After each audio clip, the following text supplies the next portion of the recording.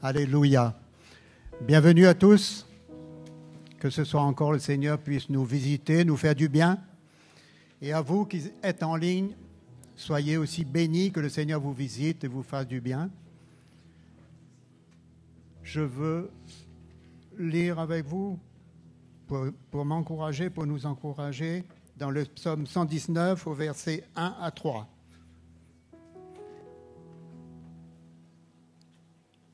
Heureux ceux qui sont intègres dans leur voie. Ça, c'est nous. Amen, frères et sœurs. Qui marchent selon la loi de l'Éternel. C'est encore nous. Heureux ceux qui gardent ses préceptes. C'est nous encore.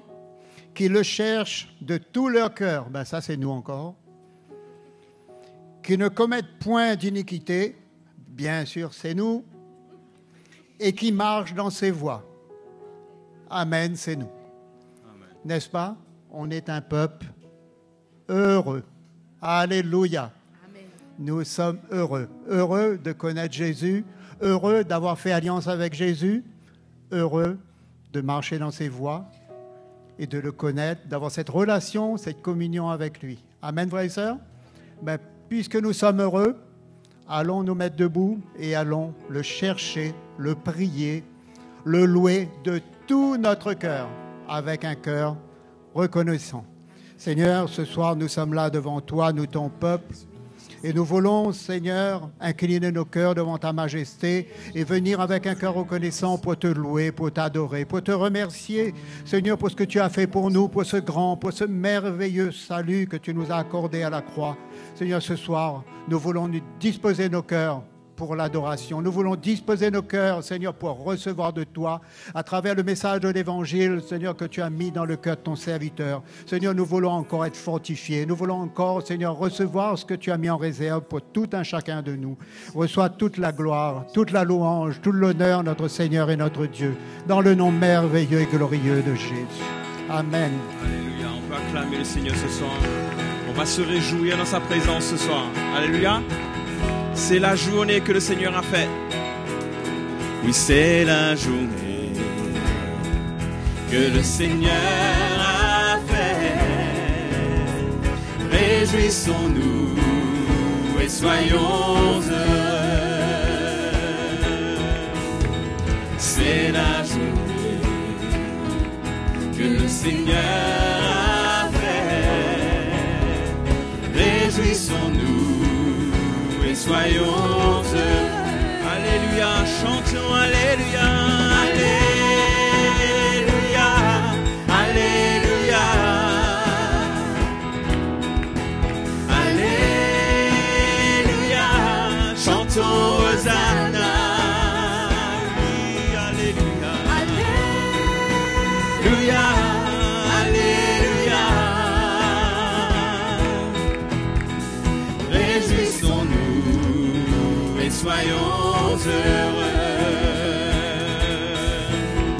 c'est la journée que le Seigneur a faite. Oui, réjouissons-nous et soyons heureux. Alléluia, c'est la journée que le Seigneur a faite. Réjouissons-nous et soyons heureux. Alléluia, Alléluia, Alléluia, chantons Hosanna. Alléluia, Alléluia, Alléluia.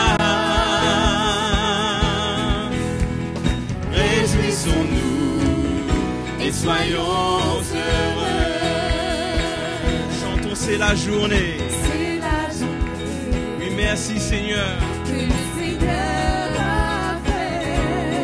Oui, réjouissons-nous et soyons heureux. C'est la journée que le Seigneur a fait. Réjouissons-nous et soyons heureux. Alléluia, Alléluia, Alléluia, chantons Hosanna. Alléluia, Alléluia, Alléluia. Réjouissons-nous et soyons heureux.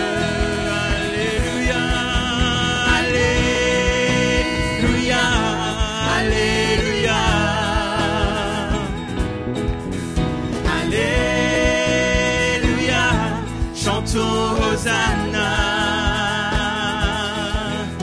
Alléluia, Alléluia. Réjouissons-nous et soyons heureux. Réjouissons-nous et soyons heureux. Réjouissons-nous et soyons heureux. Alléluia. Bénis l'Éternel, mon âme.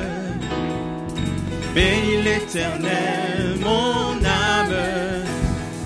Sois émerveillé, sa fidélité ne dépendra pas des circonstances.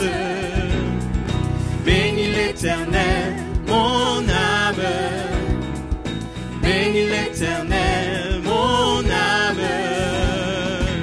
Il dit que ta voix, il dit que ta foi déplacera toutes les montagnes. Bénis l'Éternel, oh mon âme. Bénis l'Éternel, bénis l'Éternel, mon âme. Bénis l'Éternel, mon âme. Sois émerveillé, sa fidélité ne dépendra pas des circonstances. Bénis l'Éternel, mon âme.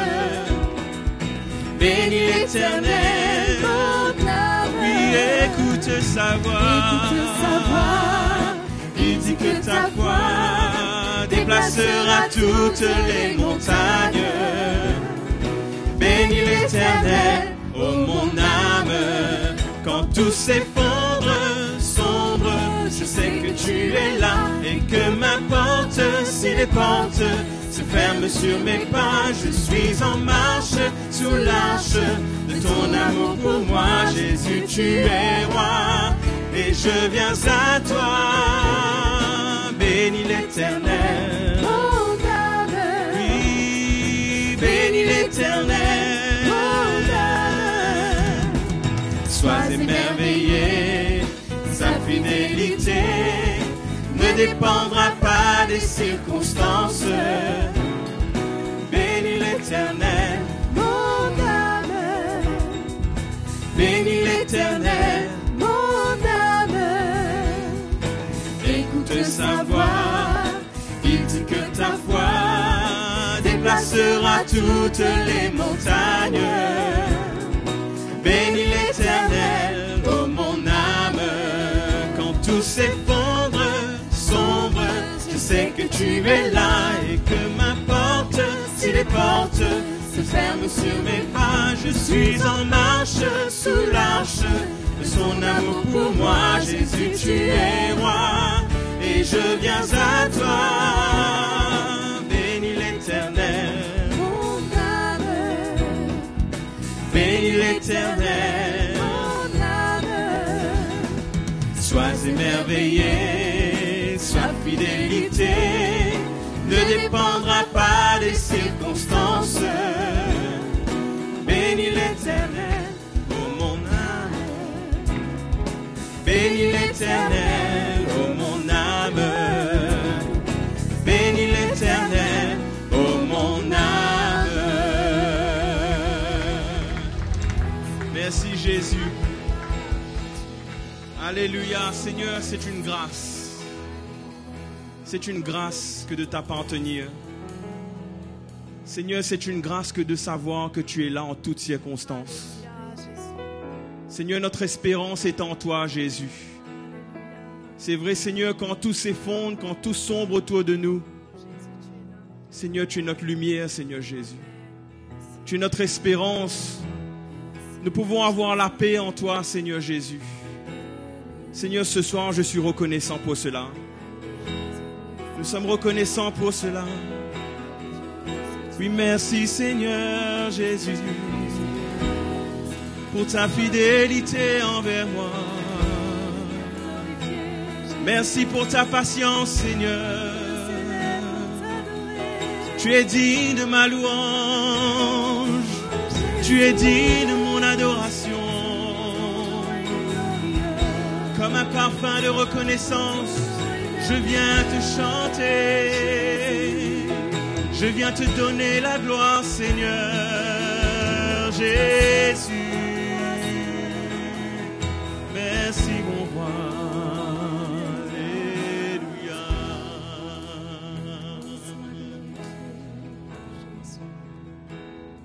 C'est toi qui règnes,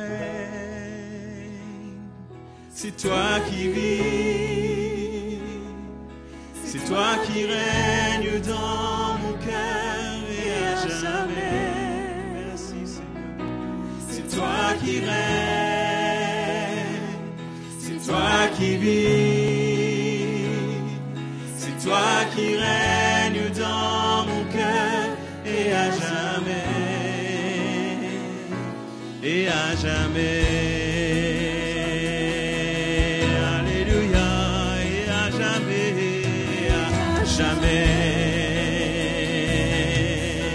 alléluia. J'exalte ton nom, Seigneur, j'exalte ton nom, Jésus. Et toi l'agneau sur le trône. Règne au-dessus de tout. Toi, Seigneur, sauveur de ma vie, j'exalte ton nom, Jésus. Toi, l'agneau sur le trône.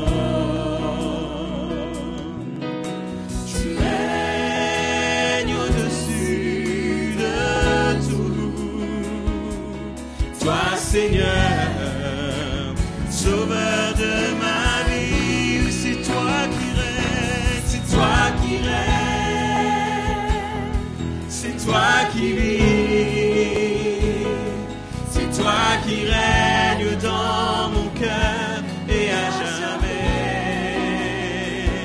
c'est toi qui règnes, c'est toi qui vis, c'est toi qui règne dans mon cœur. Oui, Jésus, tu règnes, Jésus, tu règnes, Jésus, tu vis, Jésus, tu règnes dans mon cœur et à jamais.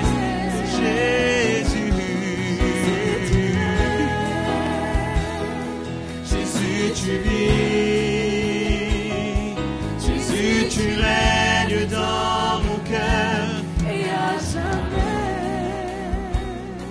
Et à jamais. Alléluia.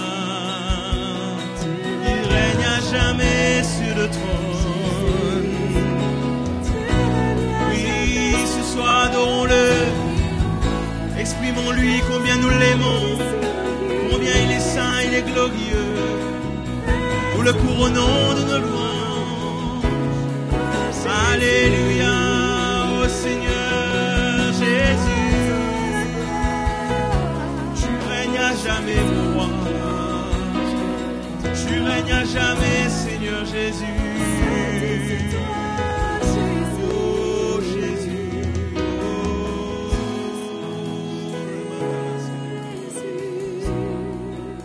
Alléluia, alléluia.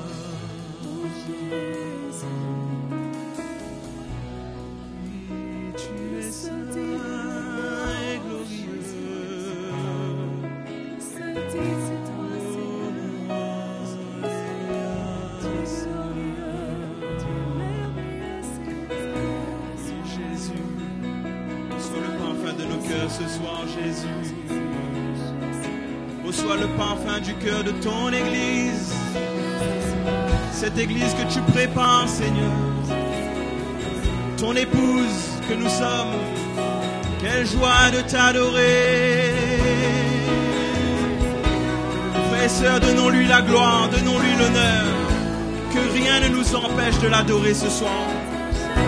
Oh, Ramana.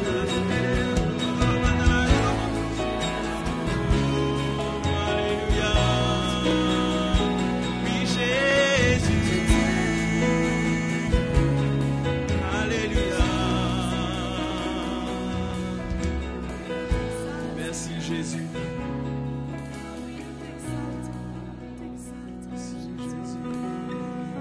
Tu es bon, Seigneur, tu es bon et tu es glorieux. Tu es digne de louange. Ce soir, Seigneur, nous venons pour exalter ton nom, pour te glorifier, pour tout ce que tu es, Seigneur, pour tout ce que tu fais dans nos vies. Tu mérites la gloire. Nous t'élevons, Seigneur. Sois béni, Jésus. Sois béni, Tu es Jésus. Sois béni, Seigneur. Tu es merveilleux, Jésus. Tu es bon, Seigneur. Oh, alléluia, nos cœurs se prosternent pour t'adorer. Tu es bon. Merci Seigneur. Alléluia. Merci Seigneur. Ta présence fait toute la différence, Seigneur, dans nos vies. Sans elle, que serions-nous? Perdus dans la religion, nous-mêmes au milieu de nous, essayant de fabriquer des choses pour te glorifier, mais qui ne te plairaient jamais, parce qu'elles proviendraient de notre chair. Mais tu nous as donné ton esprit, tu as mis en nous la présence de ton Saint-Esprit, pour que de nos vies émane le parfum de Christ. Merci Seigneur d'agir dans nos vies, de nous transformer. Nous voulons être comme toi, Seigneur. Nous voulons devenir comme toi. Et nous avons cette espérance qu'un jour, nous porterons ta nature avec perfection. En ce jour-là, nous nous réjouirons devant ta face. Oh, merci Seigneur. Nous te bénissons d'avance pour tout ce que tu vas faire. Que ton nom soit glorifié. Alléluia, merci Seigneur. Gloire à Dieu, bonsoir les frères et sœurs. On n'a pas trop de temps à perdre parce qu'on a rendez-vous avec le banquier ce soir. Un banquier, ça n'attend pas. Depuis dimanche, on a rendez-vous avec les banquiers du Seigneur. N'est-ce pas? Et nous comprenons que la vie chrétienne, c'est une question d'investissement de notre vie. Que nous ne pouvons pas faire fructifier quoi que ce soit de nous-mêmes. Mais nous devons investir notre vie pour faire fructifier les talents que le Seigneur nous a donnés. Alléluia. Hein? Si nous n'investissons pas, nous essayons de faire travailler cet argent, je parle spirituel, je parle du don, de notre vie, la valeur que ça a. Nous allons essayer de le faire par nous-mêmes. Nous n'arriverons pas. Ça ne produira rien. C'est comme garder les sous sous notre oreiller, sous notre matelas. Ça ne va rien faire. Non? Donc on a rendez-vous pour comprendre. Et je ne sais pas si vous êtes là pour la première fois ce soir, s'il y a quelqu'un qui nous visite. On vous accueille. Que le Seigneur vous bénisse. Et ainsi que tous ceux qui nous suivent en ligne. Donc, j'aimerais lire avec vous dans 2 Pierre, chapitre 1, et vous montrer comment Pierre dit que nous avons déjà tout reçu. Dieu nous a équipés par sa puissance, la puissance de son esprit, la puissance de l'Évangile, Tout est là dans notre vie pour faire fructifier ce que Dieu nous a donné. Tout est là. Dieu nous a tout donné. Peut-être que cela a besoin d'être révélé plus profondément dans nos cœurs. Et pour cela, nous devons nous humilier, nous devons laisser le Seigneur briser notre orgueil, renverser nos raisonnements, afin qu'on arrive à comprendre les voies de Dieu, qu'on abandonne les nôtres. Les nôtres sont des voies qui ne rapportent rien.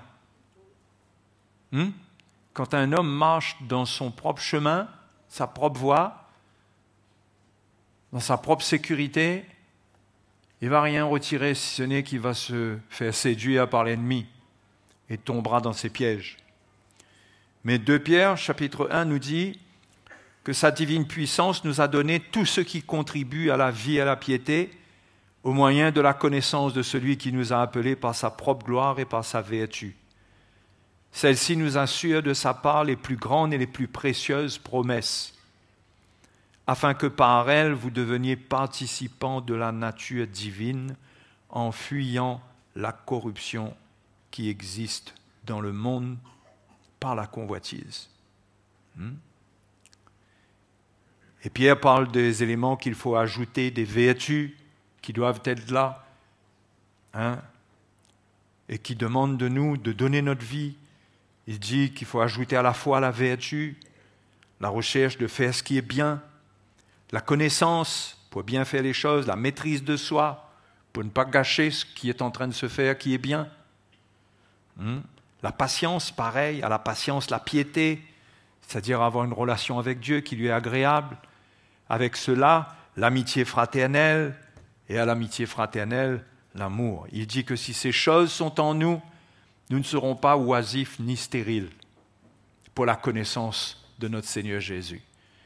Parce que c'est dans cette connaissance et en connaissant le Seigneur, en comprenant ses voies, que nous allons comprendre comment investir notre vie pour que cela rapporte au Seigneur et que cela nous rapporte à nous aussi, puisque nous aussi, nous bénéficions. Et à la fin, il est dit que, vers le verset 11, comme ça, « C'est ainsi en effet que l'entrée dans le royaume éternel de notre Seigneur et Sauveur Jésus-Christ vous sera largement accordée. » Ça nous rappelle, c'est le contraire de ce qu'on a vu dans la parabole des talents, que celui qui n'avait pas fait fructifier son talent, il a été saisi, lié par les mains et les pieds et jeté dans les ténèbres de dehors. Ok ? Et je vous ai rassuré là-dessus pour vous dire que en Jésus, nous avons été justifiés, nous sommes sauvés, nous avons la vie éternelle. Ce genre de parabole ne parle pas à des chrétiens qui servent le Seigneur, qui suivent le Seigneur. Quand vous êtes nés de nouveau, votre salut ne dépend pas de ce que vous faites, même si ce que vous faites vous a affermi dans votre salut et peut déterminer est-ce que vous allez changer de route un jour. Mais au stade où vous êtes, si vous croyez dans le Seigneur, il n'y a pas de doute à mettre sur votre salut. Mais si on travaille à notre salut comme il faut, eh bien, l'entrée dans le royaume de Dieu nous sera largement accordée. Contrairement à celui-là qui a été complètement disqualifié, rejeté, nous, ça sera largement accordé. C'est-à-dire nous aurons acquis suffisamment de fruits, nous aurons porté suffisamment de fruits, nous aurons trouvé l'approbation de Dieu à tel point que notre récompense sera grande. C'est ça, cette entrée qui est largement accordée. C'est que Dieu nous récompensera. Dieu est celui qui récompense ceux qui le cherchent. Mais maintenant, si nous avons eu et nous avons tout ce qu'il faut et que nous estimons que Dieu nous a équipés, nous équipe encore et que nous sommes prêts à obéir à ce que Dieu nous montre, eh bien, Philippiens chapitre 2 au verset 12, Philippiens chapitre 2 verset 12 nous montre maintenant, oui, qu'est-ce qu'il faut faire ?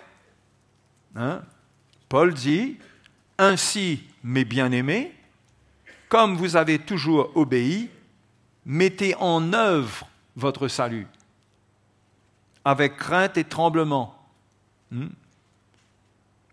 Non seulement comme en ma présence, mais bien plus encore maintenant que je suis absent. Car c'est Dieu qui produit en vous le vouloir et le faire selon son bon plaisir. Faites toutes choses sans murmure ni hésitation.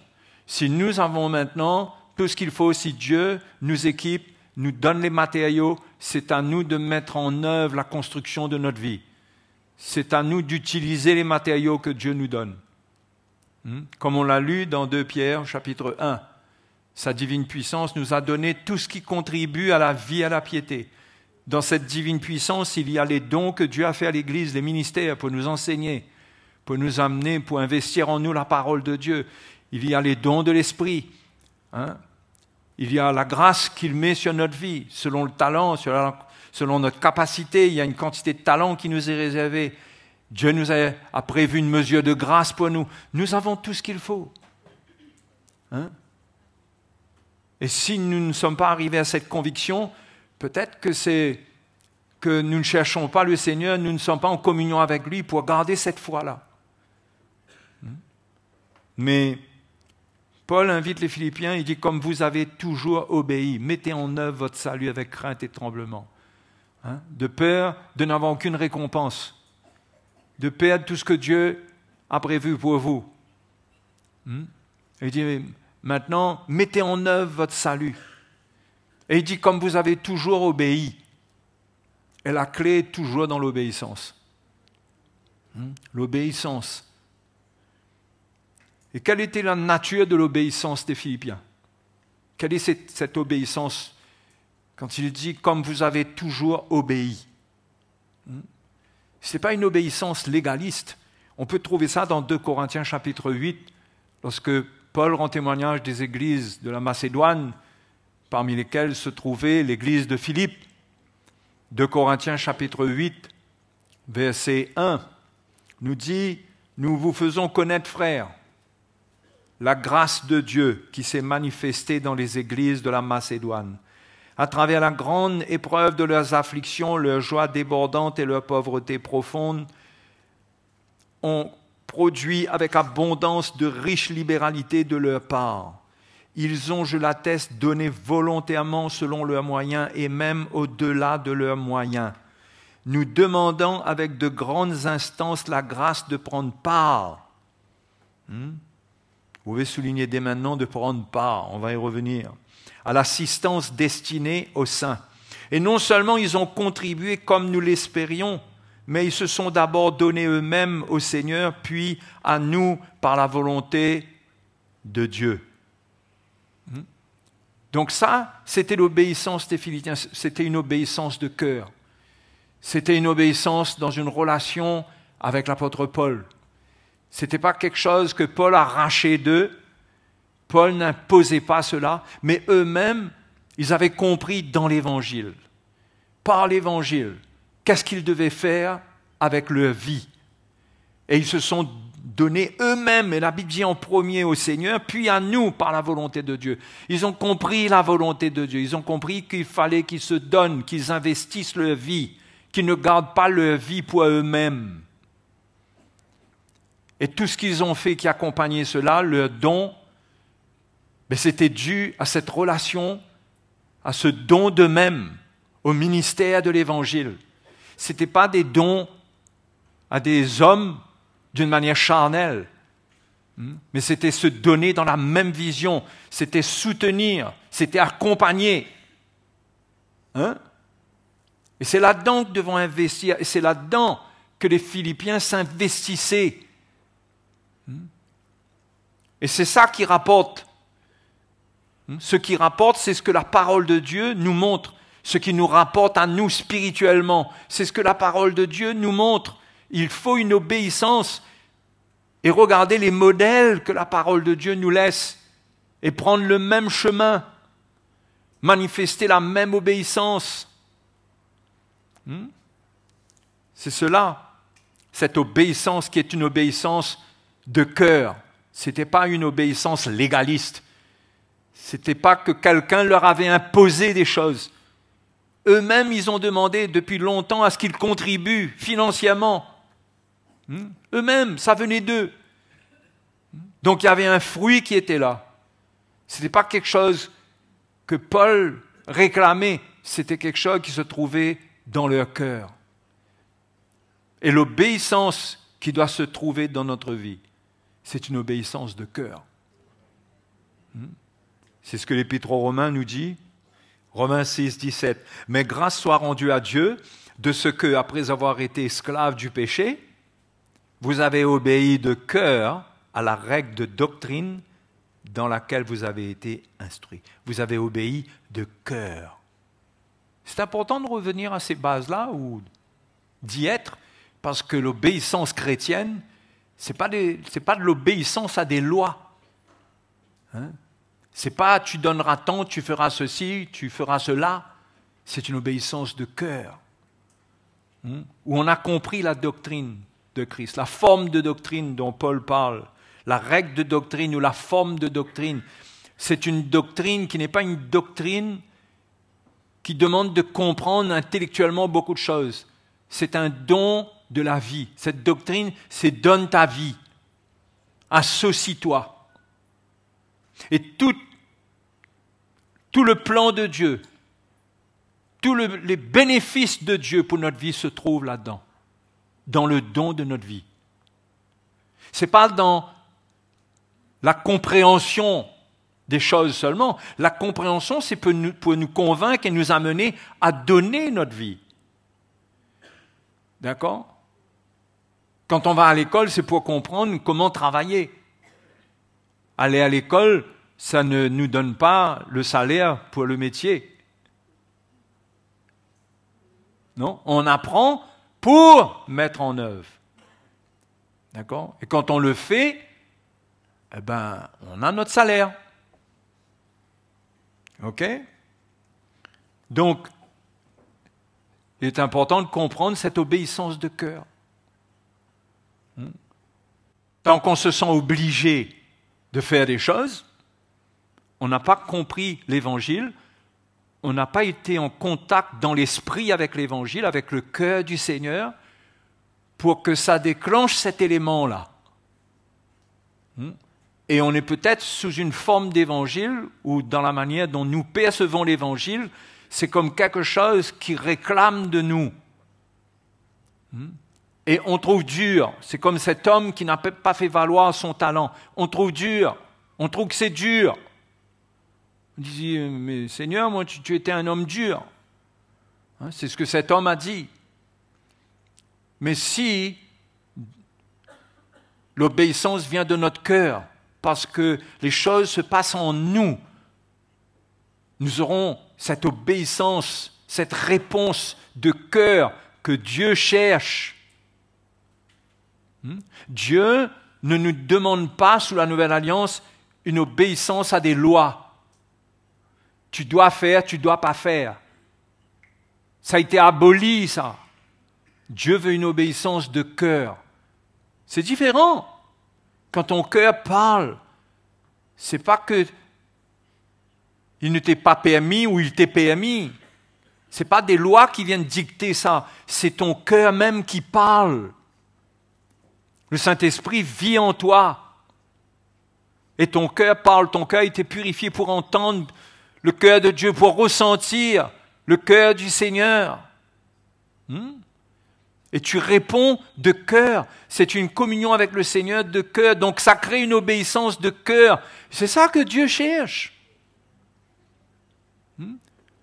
Et si notre cœur n'est pas travaillé, il n'y a pas de réponse de cœur, il n'y a pas d'obéissance de cœur, eh bien, la vie chrétienne devient pour nous un fardeau, où nous nous sentons sous des obligations et des interdictions. Et on va passer notre temps à se questionner, est-ce qu'on a le droit de faire ci, est-ce qu'on n'a pas le droit de faire ça? Vous voyez? Mais ce n'est pas ça la vie chrétienne. Donc cette obéissance qui provient du cœur, elle dépend de la manière dont l'Évangile touche notre cœur. Parce que c'est une grâce, ça. C'est l'Évangile qui produit cela en nous. Vous comprenez? C'est l'Évangile qui produit cela en nous. Donc comment est-ce que l'Évangile touche notre cœur? Est-ce que nous ouvrons notre cœur au Seigneur? Est-ce que nous lui permettons de toucher notre cœur, de nous parler? Est-ce que nous sommes dans une attitude de soumission et d'obéissance qui permet à sa parole de pénétrer profondément en nous? Ou bien nous avons de la résistance, nous avons des doutes, nous avons toutes sortes de faux raisonnements qui font barrage à l'Évangile, qui l'empêchent de rentrer? Et dans ce cas, l'Évangile est pour nous comme une loi. Romains chapitre 10 nous montre même l'origine du salut.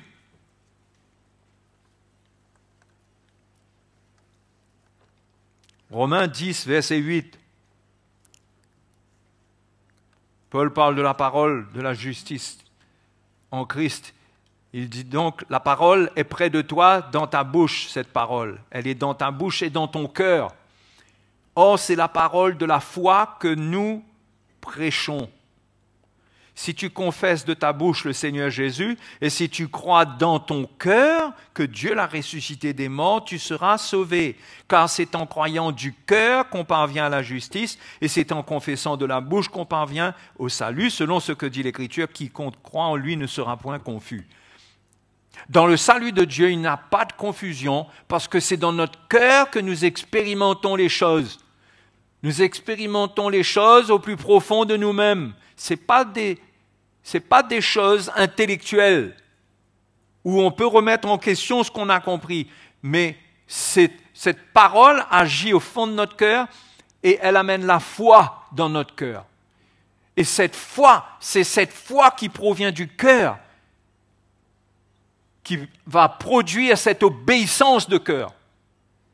Tout vient du cœur.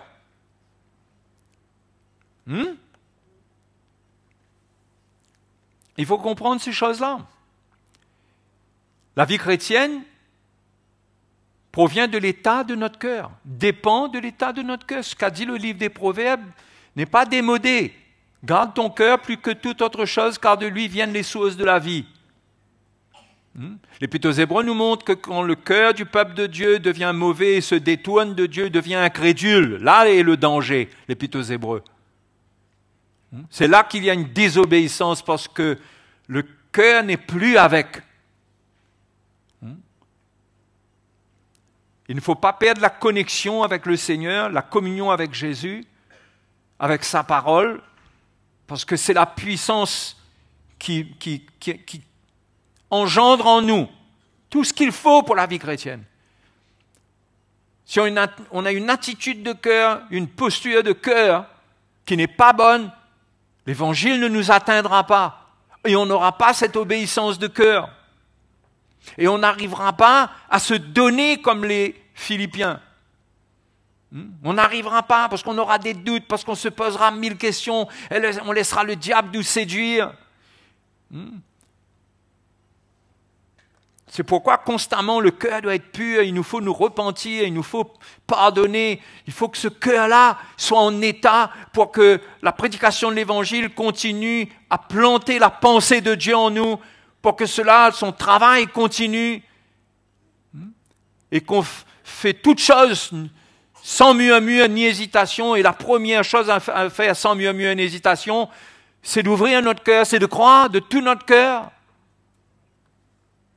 Et ça, c'est l'Esprit de Dieu qui, bien sûr, nous rend témoignage de la vérité. Mais parfois, il ne peut y avoir de témoignage de l'Esprit de Dieu en nous parce qu'il y a de l'orgueil et que Dieu nous résiste. Mais si nous sommes humbles, le Seigneur lui-même prendra soin de nous et nous montrera. Il nous aidera à accueillir, à comprendre la valeur de son évangile pour nous. Alléluia. Donc, les Philippiens, ils avaient donc cette obéissance de cœur. Et là, maintenant, on va voir comment eux, ils vivaient cela. Comment est-ce qu'ils vivaient cela? Il y avait donc, on a vu, un don de leur vie. Ils se sont donnés au Seigneur, en premier, bien sûr. Ça, c'est la base. S'il n'y a pas de don au Seigneur, il n'y a rien qui va sortir de là. Ils se sont donnés au Seigneur et Paul dit, puis à nous. Ah, et c'est des phrases qui font peur. Ça fait peur à celui qui ne comprend pas l'Évangile. Mais on est là pour désamorcer les crises. Si vous êtes dans une crise de compréhension, on est là pour désamorcer ces crises-là, pour faire en sorte que vous soyez rassurés. OK? Donc les Philippiens avaient trouvé l'adresse de la banque du Seigneur. Hein? Ils avaient trouvé l'adresse, ils avaient compris. Il y a une chose, première chose que je voudrais vous dire, c'est que la banque de l'Ancien Testament est fermée. Ne comptez pas dessus pour vous dire que vous allez faire les choses selon la loi et que cela va rapporter quoi que ce soit. C'est fermé. Parce que la nouvelle alliance, c'est complètement autre chose. C'est pourquoi quand on enseigne les chrétiens aujourd'hui de donner leur dîme, on les invite à investir dans une banque qui est fermée. Ça appartenait à l'ancienne alliance. Hein? Mais nous avons affaire à la nouvelle alliance. Alléluia.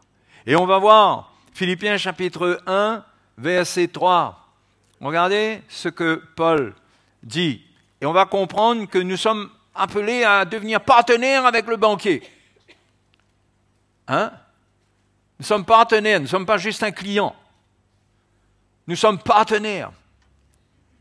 OK? Alors donc, vous comprenez là, il n'y a pas de rendez-vous avec le banquier de la nouvelle alliance sans la foi du cœur. Impossible. Si vous n'avez pas cette foi du cœur là, qui vient de votre cœur, vous n'aurez pas de rendez-vous, vous n'arriverez pas, vous ne trouverez pas l'adresse. On pourra vous la donner, vous expliquer la rue, vous expliquer l'endroit où c'est. Vous ne trouverez pas, parce que c'est avec la foi dans votre cœur, avec une humilité de cœur, avec la révélation de l'Évangile que vous accueillez, que vous allez trouver la petite porte qui vous permet d'amener votre vie là où il faut pour que votre vie rapporte, c'est-à-dire pour qu'elle change. Philippiens chapitre 1, versets 3 à 5 dit « Je rends grâce à mon Dieu de tout le souvenir que je garde de vous, ne cessant dans toutes mes prières pour vous tous de manifester ma joie au sujet de la part que vous prenez à l'Évangile. » Et ça, c'est une banque puissante. Je vous rappelle, et je rappelle à tous ceux qui m'écoutent en ligne, qu'on n'est pas en train de parler de devises monétaires, mais en train de parler, c'est suite à une parabole, on parle des talents, de ce que Dieu a fait de nous, de notre vie, comment nous sommes appelés à investir cela dans le royaume de Dieu. Et Jésus a dit à cet homme, il te fallait remettre mon argent au banquier. C'est ce qu'il fallait faire. Méchant et paresseux serviteur. Tu as négligé cela. Voyez, le serviteur méchant, celui qui a un cœur mauvais, celui qui ne veut pas reconnaître la sagesse de Dieu, il résiste à Dieu. Il y a de la méchanceté qui va se développer dans son cœur, et il y a de la paresse aussi qui va encore plus contribuer à cette méchanceté-là. Parce qu'il ne va pas vouloir faire un effort. Et donc, il n'ira pas vers les banquiers. Alors qu'il faut aller vers eux. Ça nous parle d'une relation. Je vous ai parlé d'autres choses, d'autres banquiers dimanche. OK? Mais ça, c'est un point très important. Très, très, très important. Et Paul dit, je manifeste ma joie au sujet de la part que vous prenez à l'Évangile. Et les frères et les sœurs, c'est ça qu'il faut. Il faut prendre part à l'Évangile. De plus en plus. Et je rends grâce au Seigneur de ce que, d'une manière ou d'une autre, il y a une réponse de la part de plusieurs concernant le soutien aux missions d'un point de vue financier. Je rends grâce au Seigneur pour ça. Mais si vous, personnellement, vous n'avez pas rejoint les banquiers du Seigneur de cœur même, vous n'êtes pas engagé dans une relation, et cela, va produire la joie dans votre cœur. C'est là que vous allez être en joie. Hein? Si vous n'avez pas fait ça jusqu'à maintenant, je vous exhorte et je vous encourage à livrer votre vie. Je compte sur l'Évangile pour vous convaincre, bien sûr. Sur le Saint-Esprit pour vous convaincre. Parce que ce n'est pas juste entendre un message et passer à l'action, mais c'est avoir un cœur ouvert et saisir la valeur de ces choses. On ne signe pas sur papier là avec le banquier. C'est dans le cœur qu'on signe.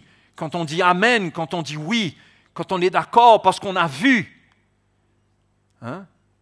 On signe. Alléluia. Donc il y a une part que nous sommes appelés à prendre concernant l'Évangile. Nous tous, pas juste quelques-uns.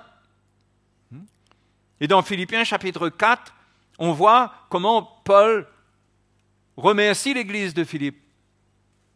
Parce que là, Paul était en prison. Et les Philippiens voulaient qu'il ressente qu'il ne l'abandonnait pas. Il ne l'abandonnait pas à son sort. Il ne disait pas « Ah, le pauvre Paul, il va finir en martyr. » Je ne sais pas qu'est-ce qu'il devient. Mais il faisait tout pour participer, pour contribuer, pour l'aider, pour le soutenir, pour qu'il sache que là où il est, on est avec lui. Là, c'était des conditions spéciales. Là, c'est pas le frère Jocelyn qui va en Afrique, le frère Bernard qui va à Madagascar, ou je ne sais pas trop quoi, là. Là, on parle d'un apôtre qui était en prison, là. Donc, c'est avoir ce cœur-là pour se dire, je vais avoir part à l'Évangile parce que peut-être que ceux qui vont en mission, ils sont libres, mais ils vont délivrer les captifs. Il y a beaucoup de gens, il y a beaucoup de pasteurs qui sont captifs dans leur intelligence de faux raisonnements, de faux évangiles. Ils ont besoin de la puissance de l'Évangile. Donc notre vie est engagée pour les délivrer, pour les libérer. Qui sait combien de pasteurs un jour Dieu fera passer devant vous pour vous montrer que votre contribution a contribué à la libération et à la libération de tous les chrétiens qui formaient leur congrégation. Les frères et les sœurs, il faut réaliser dans l'esprit la portée de ces choses. Et si nous pouvions voir,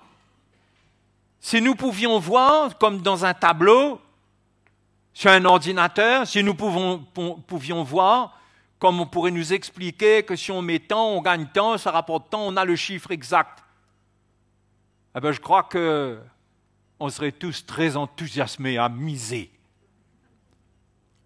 Mais c'est par la foi. On ne voit pas, on fait confiance au Seigneur. On doit savoir dans notre cœur que c'est comme ça que ça marche. Donc, Paul exprime comment il est reconnaissant que les Philippiens ont pourvu à ses besoins, même si pour lui, il était content, il était habitué dans la disette à être content, dans l'abondance à être content. Il n'était quand même pas mécontent dans l'abondance. Mais il dit qu'il avait reçu tout ce que les Philippiens lui avaient envoyé. Et il dit, cependant, vous avez bien fait de prendre part à ma détresse, au verset 14. Cependant, vous avez bien fait de prendre part. Vous voyez, c'est une communion de cœur. On prend part à la détresse. On n'a pas juste des nouvelles et on a une petite prière. Mais on prend part. Vous comprenez? On est partenaire avec. On est engagé avec. C'est là où c'est intéressant avec l'Évangile. C'est là qu'on est en train d'investir sur le bon compte. Le bon compte épargne qui va rapporter. Et Paul dit, vous le savez vous-même, Philippiens, au commencement de la prédication de l'Évangile, au verset 15, « Lorsque je partis de la Macédoine, aucune église n'entra en compte avec moi pour ce qu'elle donnait et recevait. Vous fûtes les seuls à le faire, car vous m'envoyâtes déjà à Thessalonique et à 2 reprises de quoi pourvoir mes besoins. Ce n'est pas que je recherche les dons, mais je recherche le fruit qui abonde pour votre compte. » Vous avez vu là? Je recherche le fruit qui abonde pour votre compte. C'est-à-dire, je recherche les intérêts que vous allez pouvoir retirer. Ce n'est pas que moi, j'ai besoin d'une manière vitale de vos dons. Mais je recherche le fruit parce que c'est vous. Quand vous semez pour la cause du royaume de Dieu, c'est vous qui allez moissonner. Votre compte va s'enrichir. J'ai tout reçu et je suis dans l'abondance. J'ai été comblé de biens en recevant par Épaphrodite ce qui vient de vous, comme un parfum de bonne odeur, un sacrifice que Dieu accepte. C'était des sacrifices qu'il faisait et qui lui est agréable. Et là, il dit, et mon Dieu pourvoira tous vos besoins selon sa richesse avec gloire en Jésus-Christ. Qu'est-ce que Jésus a dit dans Matthieu chapitre 6, verset 33 ? Cherchez premièrement le royaume de Dieu et sa justice. Et toutes ces choses, c'est-à-dire le manger, le boire, le vêtement, vous seront données. Est-ce que ces paroles-là sont vraies ? C'est ce que les Philippiens vivaient. C'est ce que Paul lui a dit maintenant avec assurance. Il le sait. Il n'est pas en train de lui faire une promesse dans le vide, là. Il n'est pas en train de lui balancer un petit encouragement, comme quoi il faut les remercier, il faut trouver une formule de politesse pour les remercier. Non, c'est vrai. Dieu va pourvoir leurs besoins selon sa richesse avec gloire en Jésus-Christ. Donc, même matériellement, le Seigneur va se montrer fidèle dans les temps de manquement que nous aurons dans les temps de disette. Dieu est fidèle. OK ? Donc ça, c'est le retour sur investissement, si je peux parler comme ça. Il y a deux comptes. Il y a les choses naturelles dans lesquelles le Seigneur promet que si nous cherchons le royaume de Dieu et sa justice, ils avaient compris c'est quoi la justice. C'était pas juste que Paul soit en prison et qu'eux ne fassent rien. Se sentaient concernés, donc ils ont fait un sacrifice de justice. Comprenez ? La participation à l'évangile. Et encore une fois, c'est un encouragement que j'amène, parce que je sais que beaucoup soutiennent fidèlement. Et Dieu seul sait quel est le sacrifice que vous faites. Et n'attendez même pas de reconnaissance de quiconque. Sachez que le Seigneur, il sait et il voit. Mais il ne faut pas non plus, d'un autre côté, se mentir à soi-même. Comme Paul a dit aux Corinthiens, il a parlé de libéralité, il dit afin que ce ne soit pas un acte d'avarice. Si on est avare, Dieu le sait aussi. Non ? Mais allons dire que d'une manière générale, on a la grâce. On a la grâce au milieu de nous, que l'Évangile nous a visité, que le Seigneur a convaincu beaucoup de cœurs de soutenir le royaume de Dieu. Et Dieu fait des miracles dans vos vies. Et il le fera encore ici. Si vous voyez qu'il y a des choses qui sont un peu bloquées, mais comptez sur la fidélité de Dieu. Mais vous, continuez à être fidèles. Parce que celui qui prend soin de nous, il est fidèle non seulement par rapport à ce qu'il est lui-même, il ne peut se renier, mais il est fidèle par rapport à sa parole. Les deux, remarquez, sont inséparables. Dans Galates chapitre 6, verset 6, l'apôtre Paul dit quelque chose qu'il nous faut comprendre. Vous savez, tout dépend de ce que nous recherchons. Le Seigneur nous demande de rechercher le royaume de Dieu et sa justice, pas les choses de cette terre. Il dit que les oiseaux du ciel ont de quoi se nourrir avec abondance. Les lys des champs étaient revêtus, mieux habillés que Salomon dans toute sa gloire. Donc, il ne faut pas travailler pour ces choses. Mais il faut travailler, Jésus a dit dans Jean chapitre 6, non pas pour la nourriture qui périt, mais pour celle qui subsiste pour la vie éternelle. Ça doit être la vision qui doit se construire dans la vie d'un chrétien. Où sans s'exposer à la détresse, mais il a une contribution selon sa volonté, selon les résolutions de son cœur, pour avoir une certaine assurance, une satisfaction de cœur, de se dire je sais le Seigneur, je m'attends au Seigneur. Et dans la prière même, quand on prie pour les besoins, comme Paul dit aux Philippiens, faites donc connaître à Dieu vos besoins. Il dit cela aux Philippiens, avec des requêtes, avec des prières, des supplications. Et Dieu vous donnera la paix. Et le Seigneur donnera cette paix qui surpasse toute intelligence. Ce n'est pas des promesses qui sont données à tout le monde. C'est des gens qui vivaient dans un contexte, dans une compréhension de l'Évangile et dans un don de leur vie. Et Paul leur a donné des paroles pour leur montrer ce à quoi ils pouvaient s'attendre de la part du Seigneur. Amen. Galates chapitre 6, verset 6 dit quelque chose de choquant. Choquant pour la chair. Que celui à qui l'on enseigne la parole fasse part de tous ses biens à celui qui l'enseigne. Waouh, je suis riche. Je suis riche. Vous croyez que je suis riche avec ça, là? On peut manipuler ces versets-là. Ça ne parle pas que le chrétien, il arrive, il fait un chèque, il va chez le notaire et il cède tout à celui qui l'enseigne. C'est faire part. C'est-à-dire qu'il a une disposition de cœur avec ce qu'il possède pour servir à Dieu en communion, parce que le mot part, faire part, avoir part, le mot part a pour origine le même mot qui donne le mot communion. C'est une communion de cœur. Donc, faire part de tous ses biens, c'est être disposé avec toute sa vie face au ministère de l'Évangile. Ce n'est pas un don pour sa chair, ce n'est pas l'enrichir, pas du tout, mais c'est une disposition de cœur pour soutenir l'Évangile qu'il apporte. C'est pour l'Évangile. Amen. Donc, je tiens à préciser. Et ça, c'est ce que Paul dit ici, là. Que celui à qui l'on enseigne la parole fasse part de tous ses biens à celui qui l'enseigne. Celui qui reçoit l'Évangile, il comprend que sa maison est à lui sans être à lui.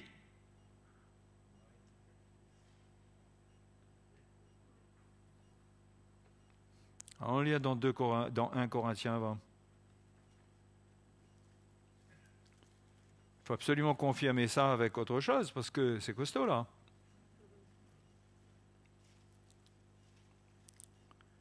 « 1 Corinthiens chapitre 7, verset 29. « Voici ce que je dis, frères, c'est que le temps est court, que désormais ceux qui ont une femme soient comme n'en ayant pas, ceux qui pleurent comme ne pleurant pas, ceux qui se réjouissent comme ne se réjouissant pas, ceux qui achètent comme ne possédant pas. » Ceux qui achètent comme ne possédant pas. C'est quoi ça? Ça veut dire que tu achètes et ça ne t'appartient pas. Sois comme ceux.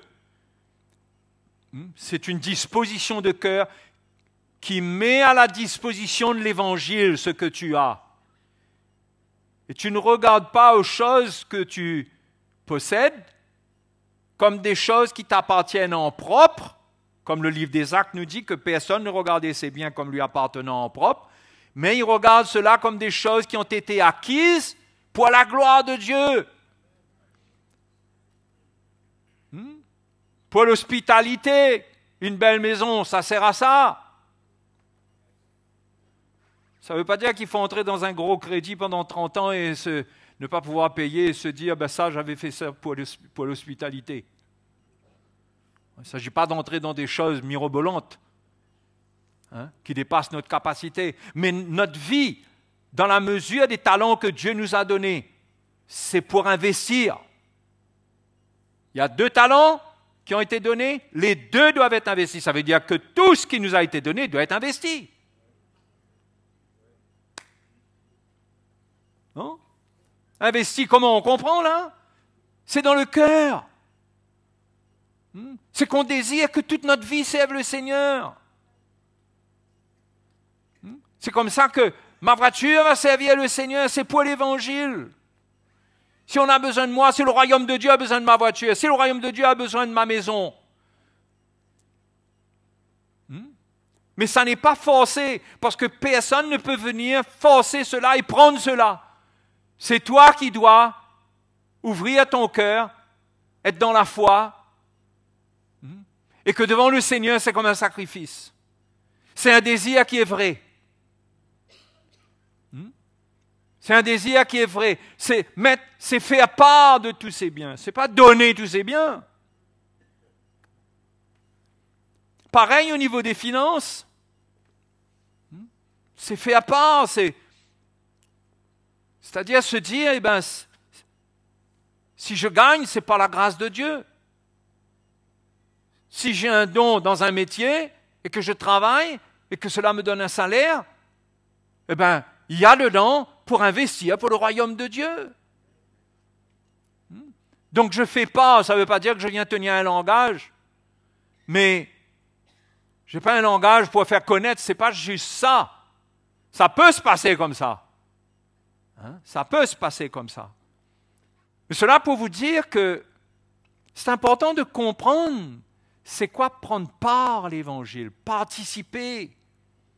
Et ce n'est pas technique, ce n'est pas se dire, quoi, il faut que j'aille faire ça. Non, il ne faut pas que tu ailles faire ça. Surtout pas. Il faut que dans ton cœur, tu es convaincu, tu as la lumière de ton salut, tu as la lumière, tu as l'espérance de la récompense à venir.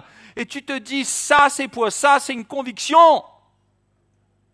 Et il ne faut pas faire des choses forcées, c'est mauvais.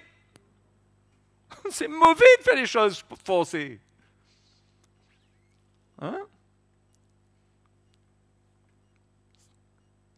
C'est pourquoi il faut continuer à lire. Je dis Galates chapitre 6. Que celui à qui l'on enseigne la parole fasse part de tous ses biens à celui qui l'enseigne. Est-ce que c'est clair? Personne ne sort de là pour dire à le frère Joselin, ce soir, balancer un petit truc là, parce que sûrement là, il a besoin de changer de voiture ou acheter une nouvelle maison.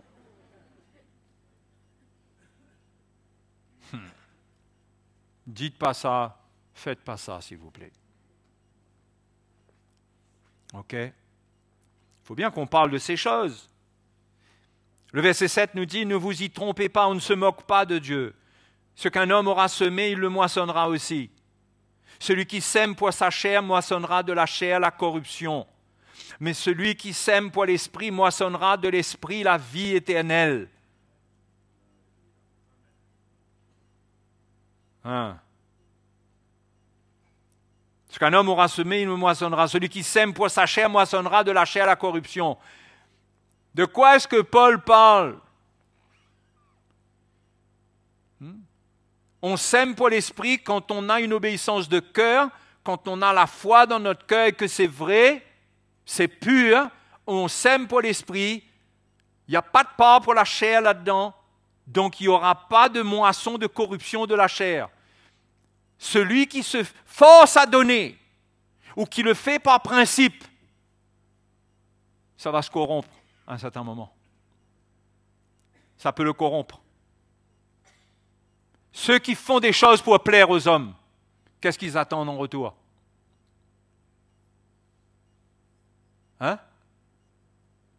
On attend un retour. En retour, on attend un retour. C'est le minimum de retour qu'on attend, non? Et quand ça ne vient pas, qu'est-ce qui se passe? La corruption, le cœur se gâte. Parce qu'on estime qu'on a fait. On a donné notre vie, on a donné notre temps. Combien de temps j'ai donné à ce frère, à cette église? Combien de temps, combien de choses j'ai fait? Et voilà. Voilà maintenant comment on me traite. Voilà maintenant. Tu as semé selon la chair et tu moissonnes la corruption. Tu n'as pas semé pour l'esprit.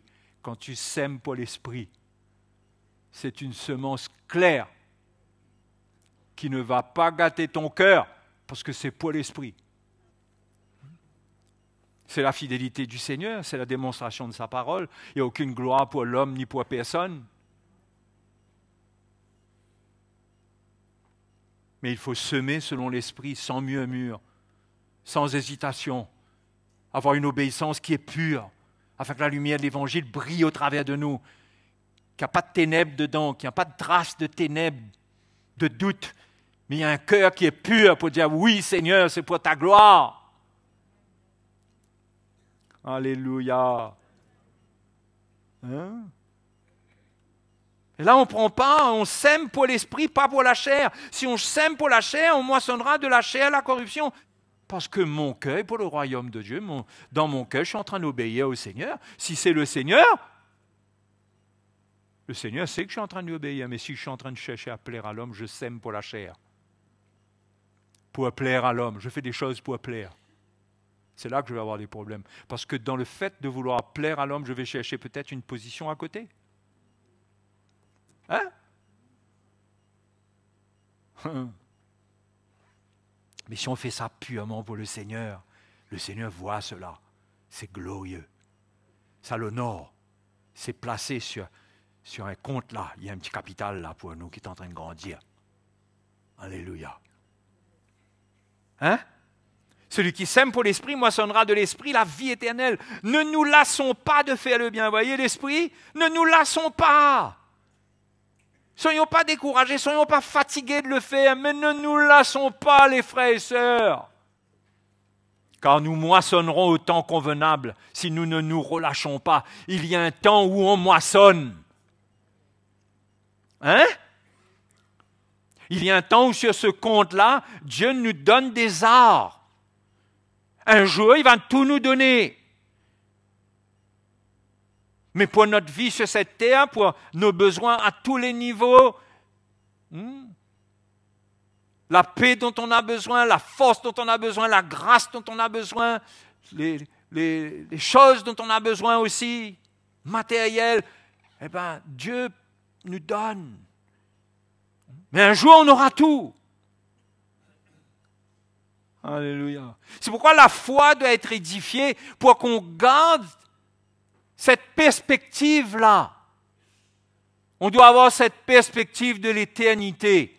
Quand je vais rentrer dans l'éternité, je vais rentrer avec la récompense de tous pour tous ceux que j'aurai investis. C'est pourquoi la foi nourrit l'espérance. Mais si la foi ne grandit pas et le cœur est en train de se gâter, le cœur durcit, on n'obéit pas, on ne pardonne pas, etc., on est un peu, comme dit l'expression, dans notre cirage. Hein? Et là, on ne voit pas, on a les yeux on a le brouillard devant nos yeux, on ne voit pas grand-chose. On se plaint pour rien. Mais là, on risque de ne pas atteindre la destination qui nous permettra de dire « Ouais Seigneur, je suis arrivé, donne-moi maintenant. »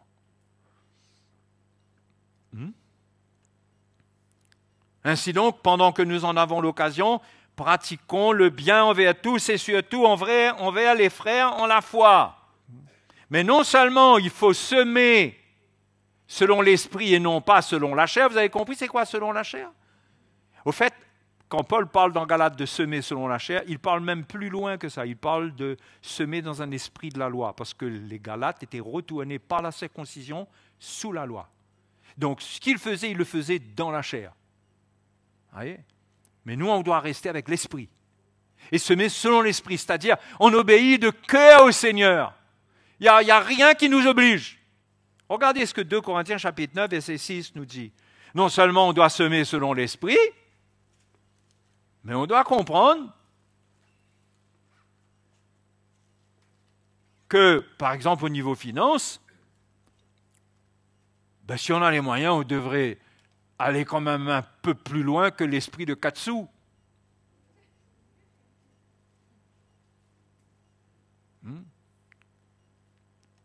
Sachez-le, celui qui sème peu, il moissonnera beaucoup quand même, parce que Dieu est bon, le Seigneur est bon. J'aurais rien fait que ma vie, j'aurais pas investi ma vie, j'aurais rien fait, j'aurais donné toute ma vie, j'aurais mangé grassement tous les jours, je tiens un gros steak dans le réfrigérateur tous les jours, je vis ma vie. Ça ne veut pas dire qu'il faut mal manger, on peut bien servir le Seigneur et bien manger aussi. Mais si je parle de ceux que c'est leur vie. Leur vie, ils ont pour Dieu leur ventre. Ils travaillent pour manger, ils font du sport pour pouvoir manger, tout tourne autour de ça. Mais Paul dit, sachez-le, celui qui sème peu moissonnera peu, et celui qui sème abondamment moissonnera abondamment. Oui, les mêmes mathématiques sont valables pour le royaume de Dieu. Tu sèmes peu, tu auras peu. Tu sèmes abondamment, tu auras abondamment. Mais tu es libre, on est libre. On n'est pas gouverné par des lois pour nous dire il faut pas. Mais si on veut avoir un retour d'investissement, il faut semer beaucoup. Hein? Que chacun donne comme il l'a résolu en son cœur, voilà, en son cœur. Sans tristesse ni contrainte, car Dieu aime celui qui donne avec joie. Ben oui, ça vient du cœur, on est content, on le fait volontairement, on aime le Seigneur, on aime notre prochain, on aime l'Évangile. Par-dessus tout, on aime notre Dieu, on l'aime de tout notre cœur, de toute notre force, de toutes nos finances. Ça ne dit pas ça. Mais ce résultat de toute notre force et de toute notre pensée, ça. Parce que ça travaille dans ce sens-là sur cette terre. Et Dieu peut vous combler de toutes ses grâces. Afin que possédant toujours en toutes choses de quoi satisfaire à tous vos besoins, vous ayez encore en abondance pour toute bonne œuvre. C'est-à-dire que Dieu peut te donner encore pour que tu aies en abondance. Pourquoi? C'est pour que tu continues à investir. Mais il peut satisfaire à tous tes besoins. Oui, il peut prendre soin de toi. La promesse est dedans. Il a fait des largesses, il a donné aux indigents, sa justice subsiste à jamais. Celui qui fournit de la semence au semeur et du pain pour sa nourriture, vous fournira et vous multipliera la semence. Il vous donnera les moyens de réinvestir. Et il augmentera les fruits de votre justice. Et quand la semence augmente, la quantité de fruits augmente. Vous serez de la sorte enrichis à tous égards pour toute espèce de libéralité. Vous aurez le moyen de faire du bien, qui par notre moyen feront offrir à Dieu des actions de grâce. Car le secours de cette insistance non seulement pourvoit aux besoins des saints, mais il est encore une source abondante de nombreuses actions de grâce envers Dieu. En considération de ce secours dont ils font l'expérience, ils glorifient Dieu de votre obéissance dans la profession de l'évangile de Christ et de la libéralité de vos dons envers eux et envers tous. Voyez la banque du Seigneur? C'est notre prochain, c'est les autres qui sont dans le besoin. Et là, Paul dit, il prie pour vous parce qu'il vous aime, à cause de la grâce éminente que Dieu vous a faite. Grâce soit rendue à Dieu pour son don merveilleux. Tout a commencé avec le don merveilleux de Jésus qui nous a montré le chemin. C'est de semer notre vie. Quel don merveilleux! Et si on prend le même chemin, on aura les mêmes résultats. Mais là, ce qui est intéressant de constater, c'est que Paul dit, il prie pour vous. Il prie pour vous. Les Macédoniens et tout ça. Il prie pour vous. Vous avez gagné leur cœur. Vous êtes entrés dans leur cœur. Vous avez eu accès à leur cœur. Leur cœur a été touché. Ils ne peuvent plus maintenant ne plus se souvenir de vous. Ils ne peuvent plus vous oublier. C'est plus simple. Ils ne peuvent plus vous oublier. Vous êtes dans leur cœur. Ils prient pour vous naturellement. Ils pensent à vous. Ils se disent, il y a un peuple là-bas qui nous a secourus dans notre détresse. Et il prie pour vous. Et il y a un retour, que je dirais selon l'expression basse et terrestre, sur investissement, qui est spirituel. Il y a un esprit de prière qui se réveille dans le cœur de ces gens. Vous voyez, la vie chrétienne, c'est investir sa vie pour qu'on ne soit pas oublié. C'est pas passer son temps à crier ne m'oublie pas, ne m'oublie pas, ne m'oublie pas. Celui qui souvent est oublié, c'est celui qui n'a pas pris place dans le cœur.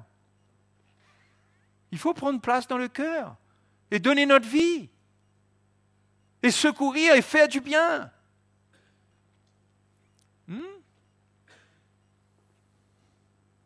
Non?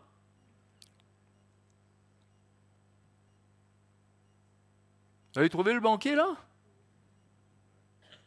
Hein?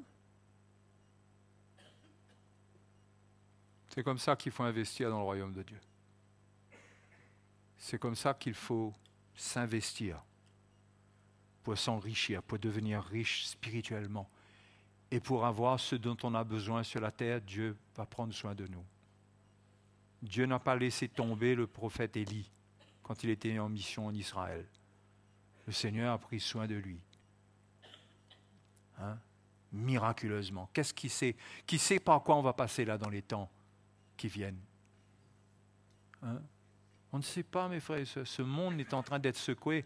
On ne sait pas comment on va être affecté par ici. On ne sait pas. Mais semons pendant qu'il est temps. Pendant qu'il est temps. Semons, donnons notre vie,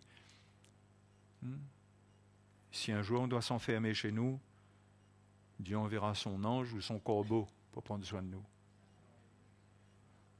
Amen. Parce que le Seigneur est fidèle. Donc, je vous laisse avec ces paroles d'encouragement pour vous dire, servez le Seigneur. Le Seigneur vous a donné de la force. Qu'est-ce que vous faites avec cette force? Qu'est-ce que vous faites avec ça? Vous faites des sessions d'étirement?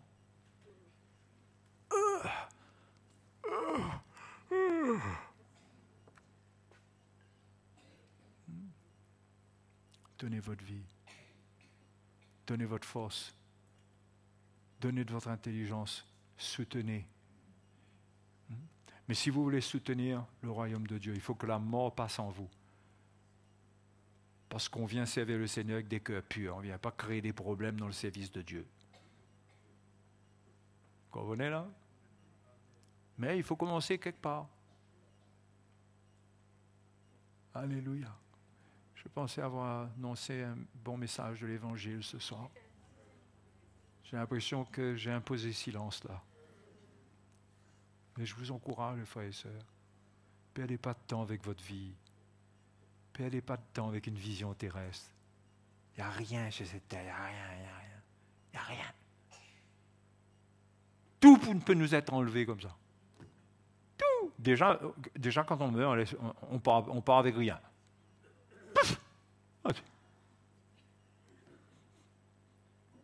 200 000 euros qui montent avec. La poche trop... Il n'y a rien qu'on va pouvoir emmener avec nous. Servons le Seigneur. Mais on retrouvera là-haut la justice de Dieu. La comptabilité divine elle est là-haut. Elle est là-haut. Elle n'oublie pas. Et les biens que Dieu a pour nous sont bien meilleurs que ceux que nous semons sur cette terre.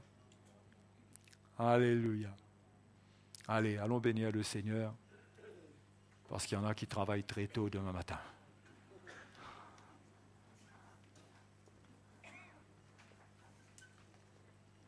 Alléluia.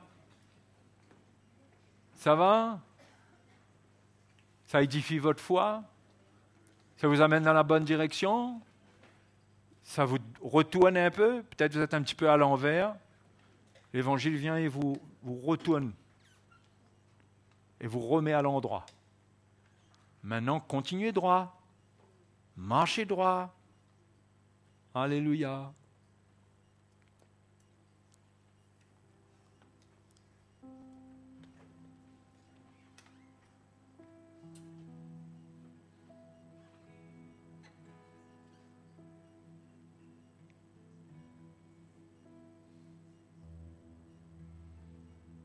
Vous priez pas? Allons louer le Seigneur, allons prier le Seigneur, allons remercier le Seigneur. Si vous êtes faible devant cet appel de Dieu, humiliez-vous devant lui. Si vous êtes endurci, humiliez-vous devant lui. Si vous avez des doutes, humiliez-vous devant lui, demandez-lui son aide. qu'il enlève de vous les barrières, ce qui vous prive de la joie d'hériter, de moissonner. On ne va pas dire hériter, on va dire moissonner. La joie de moissonner. Hein? Alléluia. Te remercions, Seigneur. Alléluia, tu es vivant, ta parole est vivante. Ce que ta parole dit, c'est la vérité et nous l'accueillons. Nous croyons en elle. Nous croyons en elle, Seigneur. Elle est la vérité, elle est la vie pour nos âmes. Merci, Seigneur, que ce soir, tu entends le cri de cœur des plus faibles, de ceux qui se sentent vaincus dans cette vie, ceux qui se sentent faibles dans ce monde, ceux qui sont soucieux pour leur vie. Ce soir, Seigneur, je prie que tu œuvres en eux, tu enlèves les fardeaux. Tu leur montres qu'il y a une grande joie dans ton royaume, en te servant, en cherchant à honorer ton nom. Que ton nom soit béni, Seigneur. Oui, accomplis ton œuvre dans la vie des frères et des sœurs. Libère ton peuple, libère-nous, qu'aucun joug ne demeure sur nous, que nous ayons cette liberté, cette joie, que nous puissions considérer cette grâce qui est sur notre vie, d'être libres, de choisir ce que nous voulons faire, de choisir, mais d'obéir de cœur. Oh oui, Seigneur, amène cette obéissance par la foi. Amène cette foi dans notre cœur pour que nous puissions manifester l'obéissance par la foi. Merci, Seigneur. Merci de nous perfectionner ce soir. Merci de nous éclairer. Nous te rendons gloire. Nous te bénissons. Nous te louons. Quel Dieu merveilleux tu es. Il est le Dieu fidèle et bon. Nous l'adorons. Il est glorieux. Jésus soit béni. Jésus soit glorifié. Alléluia. Merci Seigneur. Merci Seigneur. Alléluia. Qui glorifie le Seigneur ce soir. Il n'est jamais tard, il n'est jamais trop tard. Ce soir, tu entends la parole de Dieu. Et la Bible dit, aujourd'hui, si vous entendez sa voix, n'endurcissez pas vos cœurs. Il n'est pas trop tard pour changer de route, pour marcher sur le chemin qui est tracé pour chacun de nous. Alléluia. Merci Seigneur. Oh Dieu. Un sacrifice vivant.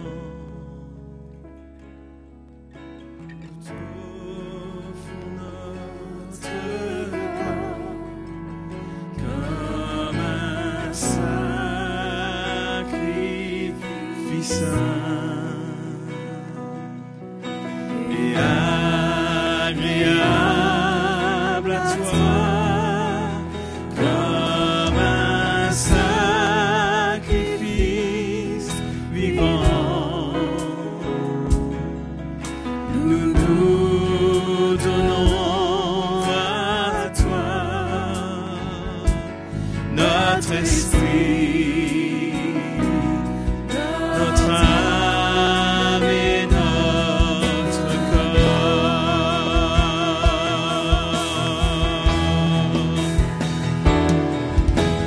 Prends nos vies, œuvre en nous. Seigneur, nous sommes de toi. Oui, Seigneur, prends nos vies, change-nous,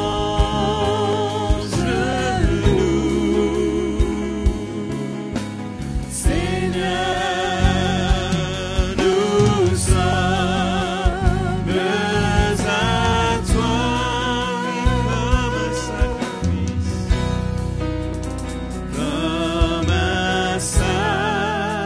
sacrifice vivant. Nous t'offrons notre cœur comme un sacrifice saint et agréable à toi, comme un sacrifice vivant.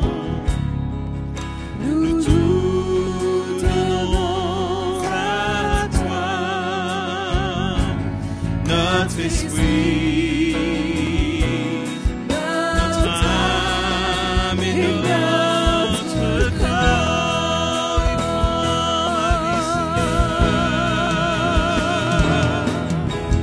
Prends nos vies, œuvre en nous. Seigneur, nous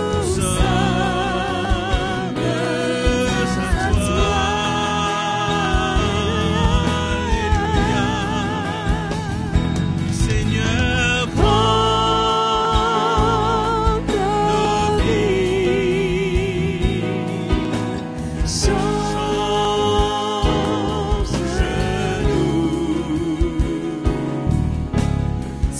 Seigneur, nous sommes à toi.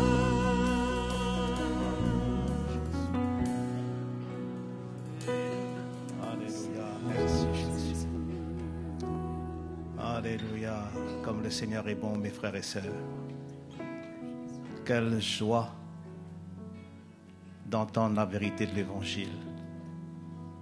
Je ne sais pas si vous vous êtes vus quand l'Évangile est annoncé, mais à chaque fois, on peut être ce qu'on est. Quand on est assis sur le ministère du Saint-Esprit, ben on se voit. L'Évangile est comme un miroir et je me vois dedans.